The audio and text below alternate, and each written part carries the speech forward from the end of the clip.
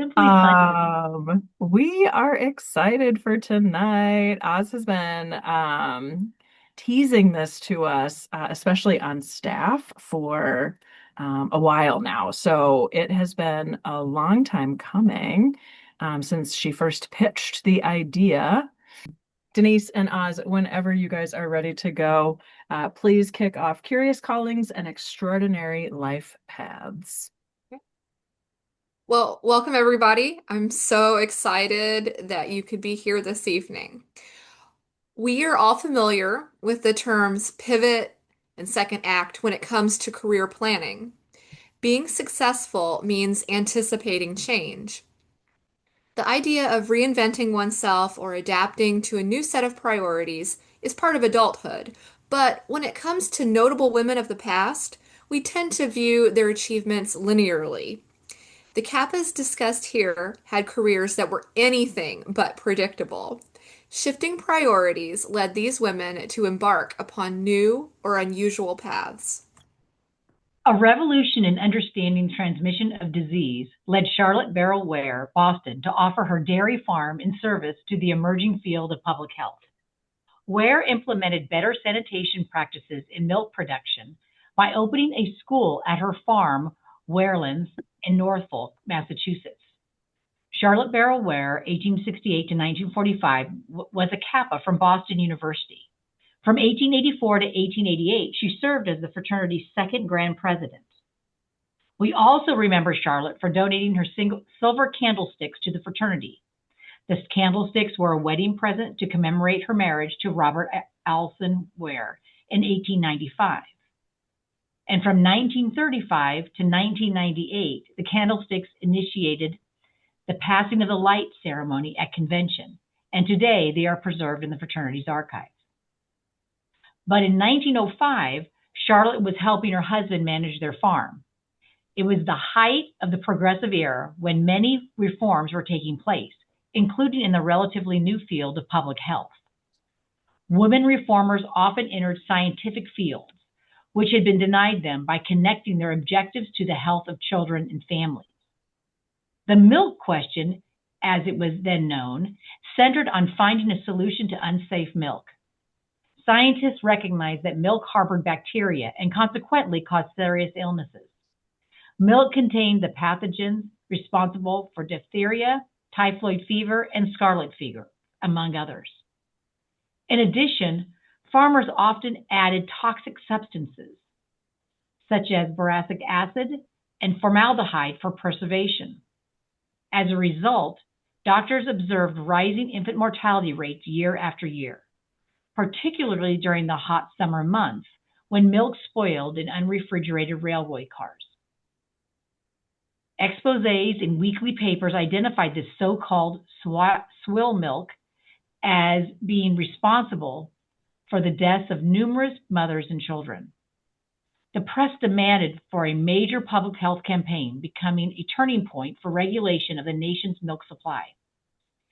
Physician Abraham Jacobi, father of Marjorie Jacobi McAney from Barnyard, and entrepreneur and philanthropist Nathan Strauss established the first milk station on New York's Lower East Side in 1893 to provide pasteurized milk.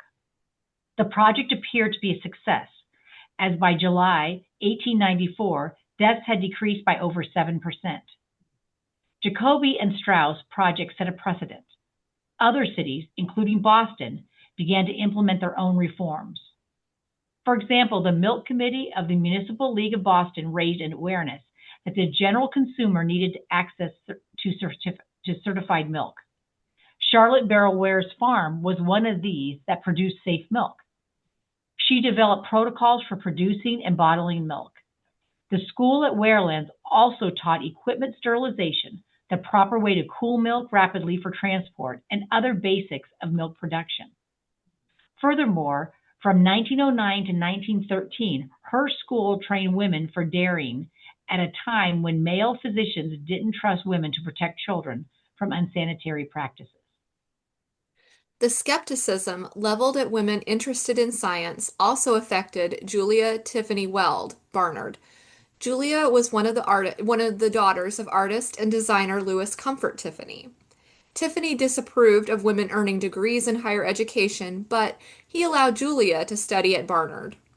Barnard was one of the seven sister colleges and a partner to Columbia University. Through her connections at these schools, Julia began her career as a medical researcher, despite having no academic degree.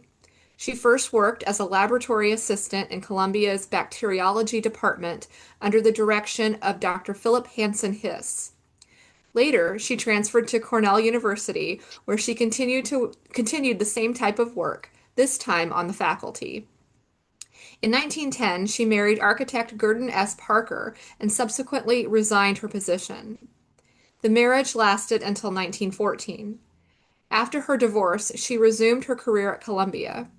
She collaborated with the bacteriologist Dr. Hans Zinser at the College of Physicians and Surgeons from 1928 until 1955. Zinser was an authority on typhus and the author of Rats, Lice, and History, which was published in 1935. Although Julia concentrated on studies of Staphylococcus, she is also remembered for demonstrating that ragweed could provoke a severe allergic reaction in some people. In 1930, she remarried to broker Francis Minot Weld, although she continued her scientific research. During her career, she co-authored between 50 and 70 papers, mostly dealing with topics on bacteriology, immunology, or diseases of the eye. Some of her most frequent collaborators included doctors Benjamin H. Keene and Edward Wilson. Weld also co-authored at least one paper with her niece, Dr. Helena Gilder. A biochemist, Gilder was a faculty member of Cornell University Medical College. Gilder had a distant connection to another Kappa who pursued an unusual career. Eleanor Norcross Sheehan, Minnesota. Gilder completed several fellowships at the Rockefeller Institute, where Eleanor served as an executive secretary. Born in Sault Ste. Marie, Michigan in 1882, Eleanor was the daughter of Kate Bird Cross Sheehan, Kappa's third grand president. Eleanor taught English and history in the Cloquet, Minnesota's public school system. When the U.S. entered the Great War, she worked briefly for the Federal Trade Commission before joining the Rockefeller Foundation. One of the foundation's philanthropic missions was funding medical school reform, largely due to the vision of Frederick T. Gates and John D. Rockefeller's advisors. One of John D. Rockefeller's advisors. Under his direction, the foundation established an institute for medical research in 1901.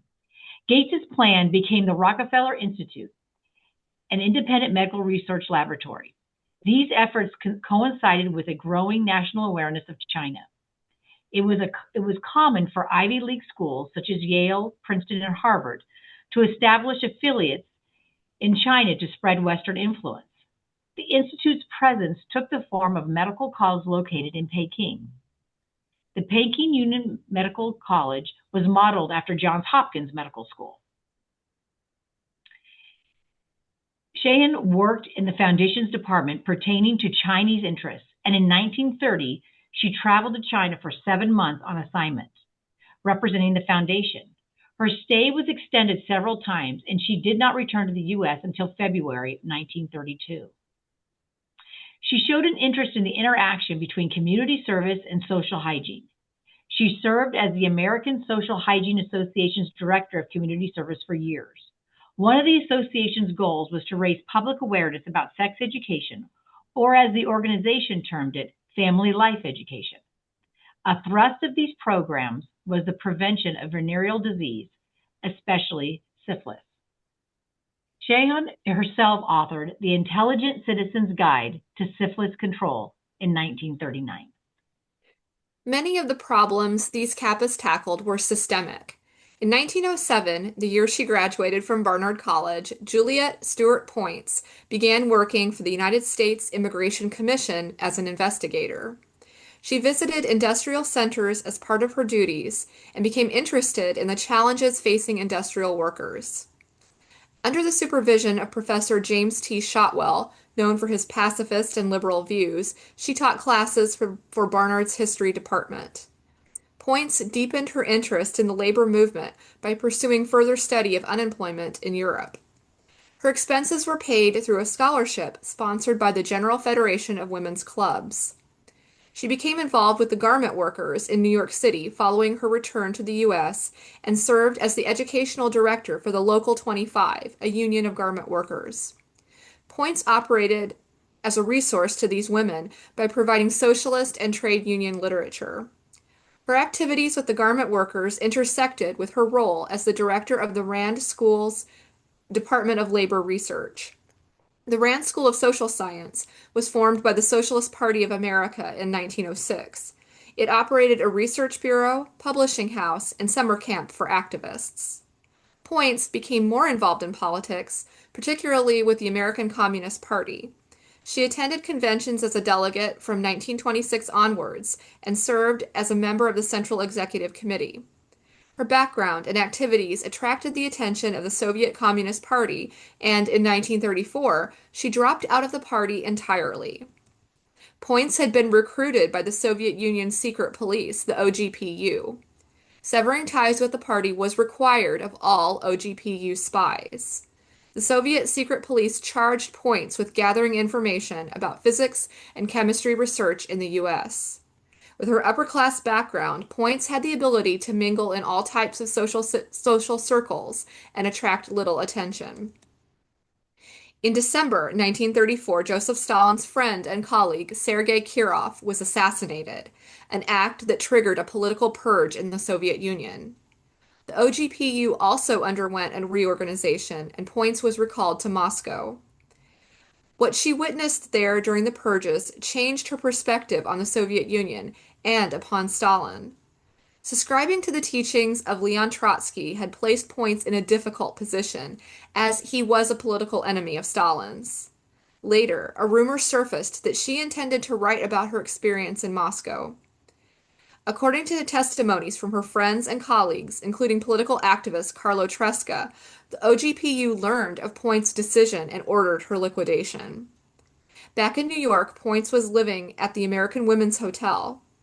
In June 1937, she received a telephone call and left her hotel, never to return. Strangely, her disappearance was not reported until December 1937.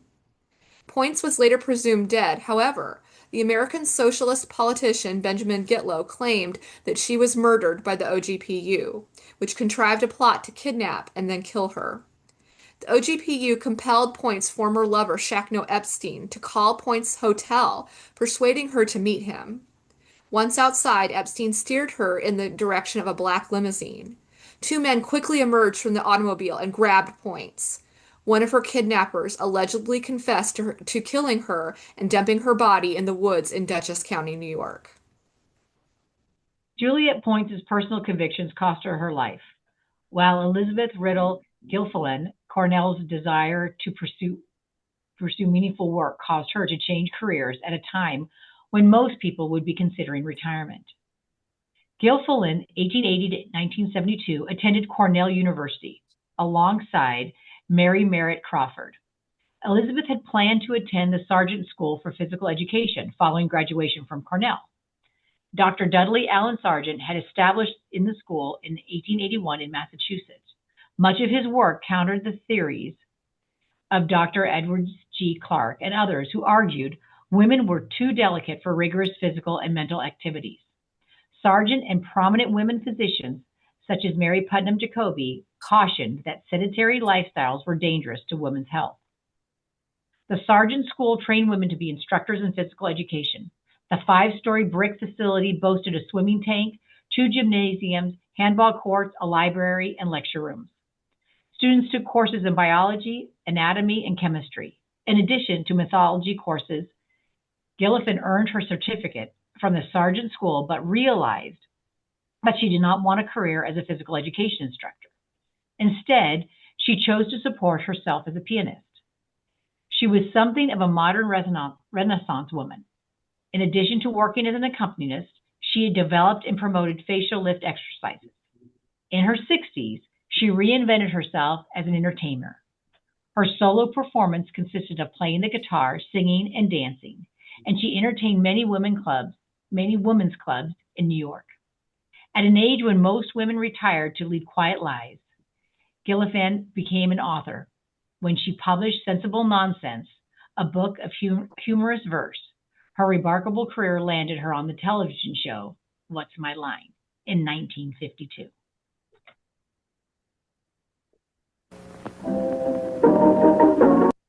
I had it queued up. A minute.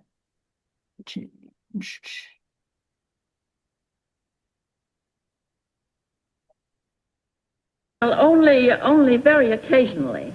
I see.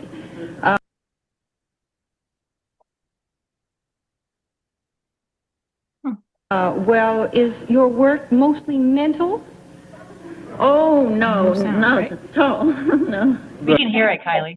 Oh, you can? Okay. No, that's 3 down and 7 to go, Mr. Sims. Miss Gilfillan, does your work involve any kind of repairing or fixing?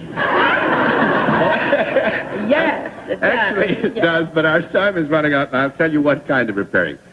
Miss Gilfillan is a facelifter. She teaches facial exercises that will tighten up the muscles and move down the thing. Well, bless you, Miss Gilfillan. And I know I'm not a Venus, especially on television, but give me time. I'm still improving. Maybe by the time I'm 80, I'll look like something. You can't miss, and thanks very much for being our host of What's My Line. You did the full time. We all very much appreciate it. And now, and now. So I hope you enjoyed that. I enjoyed finding it. As the Second Industrial Revolution accelerated changes in society, these Kappa trailblazers responded to needs that they observed. Their work demonstrated the optimism they placed in education and science to improve the standard of living. Societal norms often thrust them into unexpected career paths, but in each case, altruism shaped their work. Most found themselves in a STEM field where their work produced tangible results, but even Elizabeth Gilfillan devoted herself to bringing others joy and laughter. Their examples can inspire us to make the most of our circumstances rather than letting our circumstances define us. So that will conclude this part of the program. Does anybody have any questions? How did you find that clip? Oh, sorry. Um, I there was a little blurb about Elizabeth Gilfillan, I think in the book that she published, or the book of Mhm. poetry, and somehow I ended up tracking it Mhm. down. YouTube is a great thing. I would have really liked to have gotten to known her. I bet she was a lot of fun. How'd you even figure out who to profile for this? Like, how'd you find these Oh, so that with the odd things? the research process is so much fun. I was working on my article about Beekman Tower that will is forthcoming and it'll be in the next issue of the Key. And so a lot of these women, not all, but Elizabeth Gilfillan, for example, was a resident of the Panhellenic Tower, Beekman Tower. But I noticed that she was listed as Dr. Gilfillan. So it took me a long time to track her down because she actually was not a doctor. Other women we have talked about in other programs, or some of them, Kylie loves Juliet Stewart Points. And so just from a And Charlotte, variety. and Charlotte was in I think Mayo's, wasn't she in the Yeah, she's been featured in Yeah. Tradition of Mhm. Leadership, Yeah. also in the 2020 history issue of the magazine. Eleanor Norcross Shenahan was also a resident of Beekman Tower. So some of them did live there, which is how I initially discovered them. But just yeah, different methods. Yeah. Oh. All right, Kate, you had a question? Oz, if you could write like what a book on one of the ones that you like that we've seen tonight, like Oh, which that we've one was seen. most interesting to you and that you'd want to like dive even like deeper to?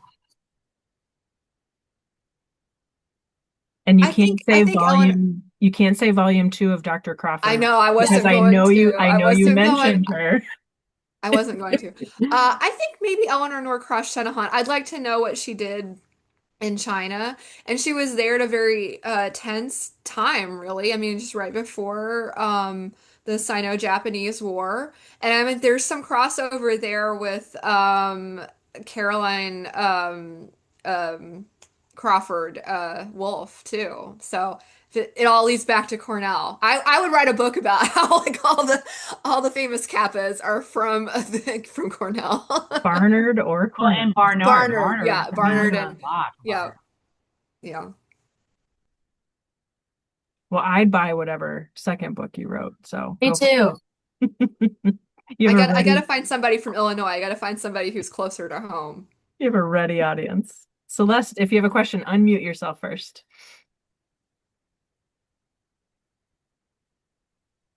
There you go. After I figure out how, yes.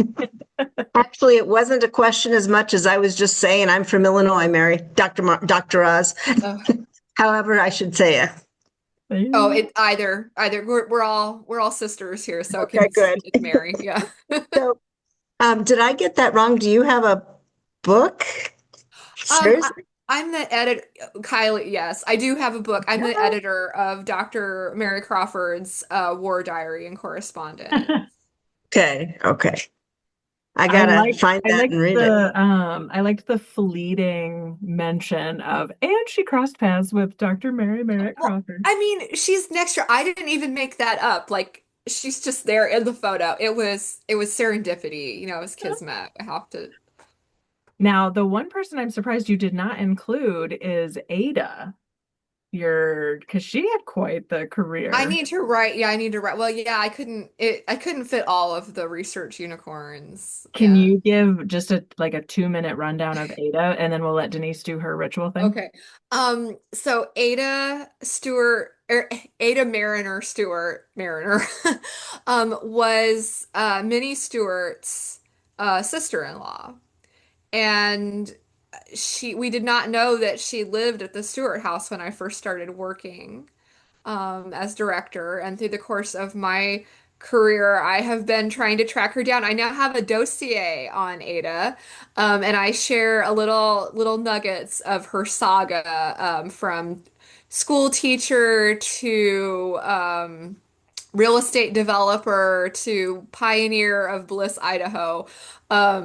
In our staff meetings. So she was a really fascinating character, was a member of Kappa Kappa Gamma and Pi Beta Phi. So she just marched to the beat of her own drummer. But if I could, I would write a book about her. And I put a link to Dr. Oz's book about Dr. Crawford, Mary on Mary, all the Marys. All right. Well, Denise, Celeste, you're on mute still. I'm sorry. I'm having trouble figuring out which is mute and which is unmute. But if she really was a member of Kappa and Pi Phi, that could be a fun book. Yeah. For a lot of people. I don't know. There's a few instances of that. Pi Beta Phi has a grand president who started as a Kappa. Whoa. It was before NPC rules. Okay. I didn't realize that there was anybody that did that. Yeah. Yep. Probably many more than just those two, I would guess. Probably. But those are our favorite because we're also pals with the Pi Phi historian. So we like to needle her about that a little bit. So anyway, all right. Well, thank you all for being on tonight. Yes, thank you. Thank you for doing this. For your wonderful research. We will be back in the fall. We haven't yet come up with our topic list, but knowing that Mary and Denise and her whole team will have input, I know we will have some good suggestions for next time. So, all right, I can't believe I did it. See you guys. Thank you. Thank you. Good night. Bye, guys.